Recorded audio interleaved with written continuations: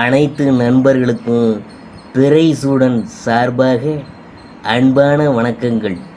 இந்த வீடியோ பிடித்திருந்தால் லைக் பண்ணுங்கள், ஷேர் பண்ணுங்கள், கமெண்ட் பண்ணுங்கள், மறக்காமல் சப்ஸ்கிரைப் பண்ணுங்கள்.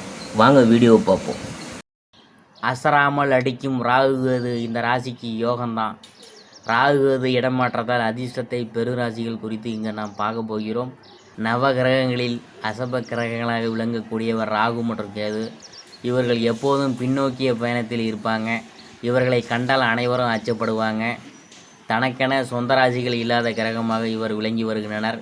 சனி பகவானுக்கு பிறகு மிகவும் மெதுவாக நகரக்கூடிய கிரகமாக ராகு மற்றும் கேது விளங்கி வருகின்றனர். இவர்கள் ஒரு ராசியில் இருந்து மற்றொரு ராசிக்கு செல்ல 18 மாதம் எடுத்துக்கொள்கின்றனர்.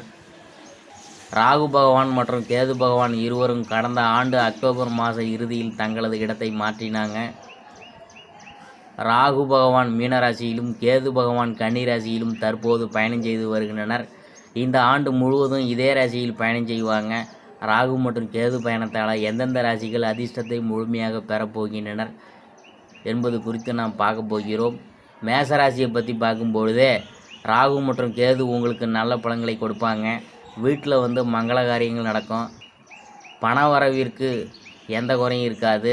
தொழிலில் நல்ல முன்னேற்றம் இருக்கும். பயணங்களால் நல்ல பலன்கள் தரும். வேலை இல்லாதவங்களுக்கு வேலை கிடைக்கும். அடுத்தது நான் பார்க்க போகிறது ரிஷபம். ராகு மற்றும் கேது உங்களுக்கு நல்ல பலன்களை கொடுக்க போகிறார். திடீரென எதிர்பாராத நேரத்தில் பண வரவு இருக்கும். வேலை மற்றும் தொழிலில் ஏற்பட்டு வந்த சிக்கல்கள் குறையும். எடுத்த காரியங்கள் அனைத்தும் வெற்றியடையும் முயற்சிகள் கைகூடும். அடுத்தது நாம் பார்க்க போகிறது மிதுன ராசி. ராகு மற்றும் கேது நீங்கள் எடுத்த காரியங்களை வெற்றிகரமாக முடித்து கொடுப்பாங்க. வேலை செய்யும் இடத்துல உயர் அலுவலர்களால் உங்களுக்கு மகிழ்ச்சி உண்டாகும். நினைத்த காரியம் அனைத்து நிறைவேறும். வேலை செய்யும் இடத்தில் சம்பள உயர்வு மற்றும் பதவி உயர்வு கிடைப்பதற்கான வாய்ப்புகள் அதிகம் உள்ளது. அடுத்தது கடகராசி.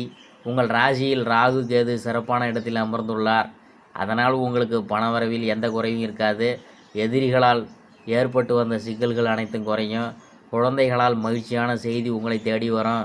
திருமணம் ஆகாதவங்களுக்கு விரைவில் திருமணம் கைகூடும்.